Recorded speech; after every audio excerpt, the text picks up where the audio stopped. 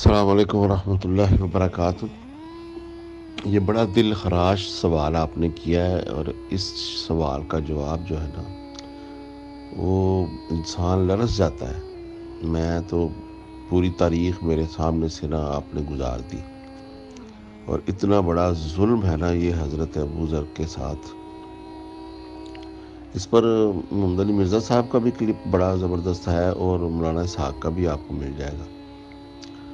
لیکن ایک جو آپ نے فرمایا نا کہ وہ کوفہ سے وہ جادوگر کی گردن اتار دی تھی، وہ حضرت ابو ذر نہیں تھے، وہ حضرت جندب تھے رضی اللہ تعالیٰ عنہ۔ یہ ان کا واقعہ ہے کوفے کا، تو حضرت ابو ذر کا نہیں ہے یہ واقعہ کوفے والا۔ جادوگر کی گردن اتاری، وہ ولید ابن عقبہ نے قید کر دیا، پھر وہ قید سے بھاگ گئے، پھر وہ بھی جو ہے نا چھاپہ مار ٹیموں میں شامل ہو کے عثمان کے پاس آ کے شکایت لگائی، ادھر سے وہ اس نے شراب پی کے نماز پڑھا دی۔ پھر حضرت وہ کیا نام تھا ان کا، حضرت علی کرم اللہ وجہ کے سپہ سالار بھی تھے وہ، تو مالک اشتر وہ آ گئے۔ اس طرح وہ ایک علیحدہ واقعہ۔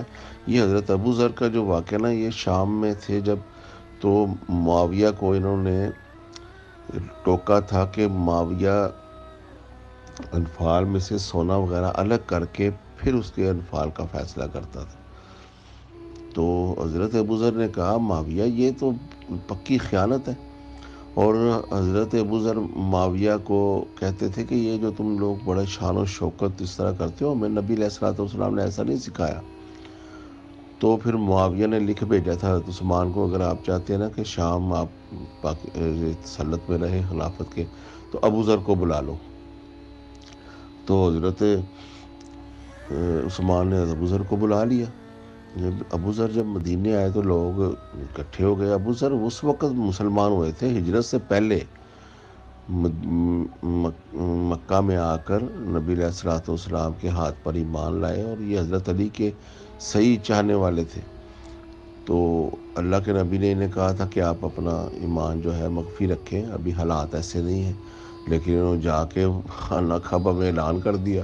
ادھر ان کو خوب جو ہے نا لوگوں نے زد و کوب کیا، یعنی اس لیول کے یہ ایمان میں راغب و صاحب محمد صلی اللہ علیہ وسلم، اور اپنے پاس چادر سے زیادہ نہیں تھا ان کے پاس کچھ۔ اللہ کے نبی سے انہوں نے سیکھا ہی یہ تھا، انہوں نے یہ محلات بنانے تھوڑا سیکھے تھے۔ تو پھر جب ان کو بے دخل کر کے ان کو مدینے بھیجا گیا، تو لوگ اکٹھے ہو گئے ان کے گرد کہ محمد صلی اللہ علیہ وسلم کا اتنا پرانا صحابی آیا ہے۔ تو جب لوگوں نے حضرت ابو ذر سے سب پوچھنا شروع کیا، تو ابو ذر ان کو بتاتے تھے۔ اس پر وہ مدینے میں مروان تھا، تو مروان نے حضرت عثمان سے یہ فتویٰ لیا کہ ابو ذر کسی کو دین نہیں بتا سکتا۔ تو ابو ذر نے کہا اگر میری تلوار رکھ دی جائے نا گردن پر، اور چلتے چلتے بھی کوئی دین کی بات ہو، میں بتا دوں گا۔ نہیں وہ خاموش ہوتے تھے ابو ذر۔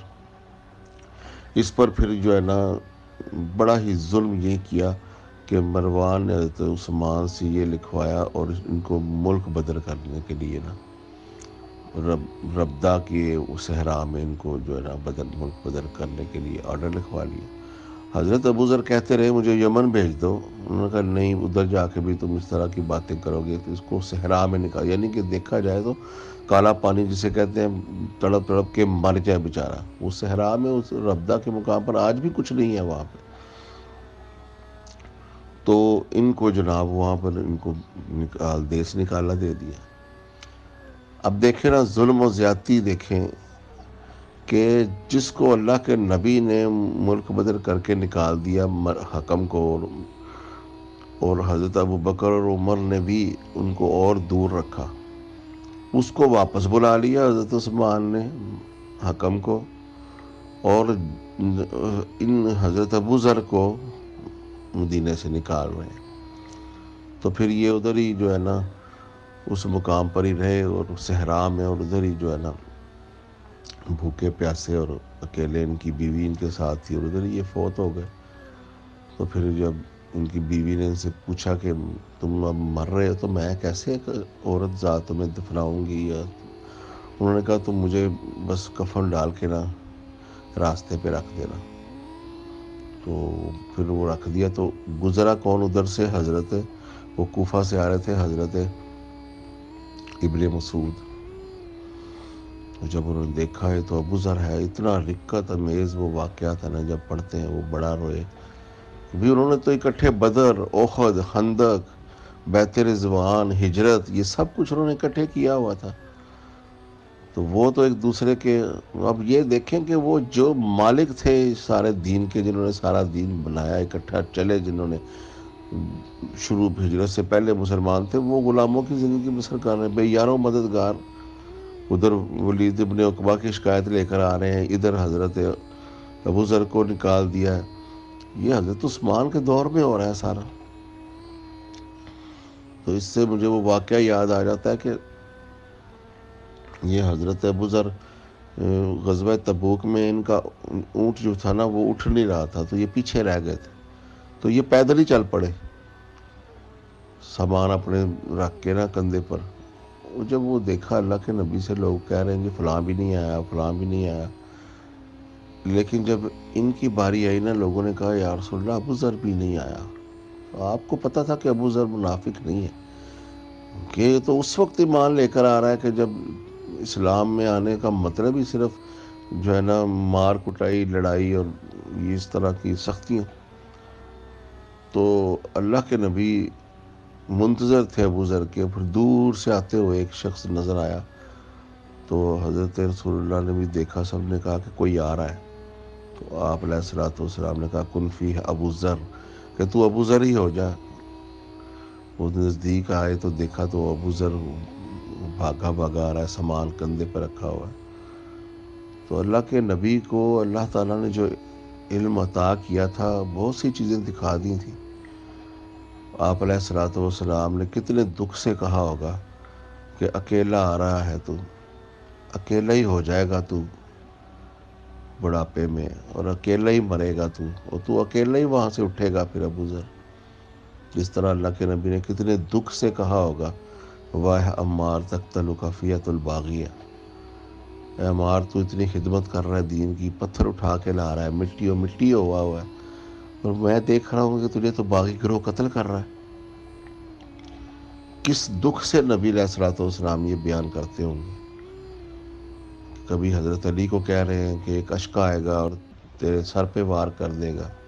کبھی حضرت حسین سے کہہ رہے ہیں کہ کبھی فرشتہ آیا، اس نے کہا کہ آپ اسے محبت کر رہے ہیں. نبی سے بھی یہ امتحان لیے جا رہے تھے کہ نبی کے پیارے، نبی کے رشتہ دار، نبی کے ہمنوا، نبی کے وہ صاحب و راہب و محمد صلی اللہ علیہ وسلم، ایسے صحابی، ان کو قتل کرنے کی بھی اللہ تعالیٰ پوری آپ کو دکھا رہا ہے تصویر کہ اس طرح ان کو قتل کر دیا جائے گا.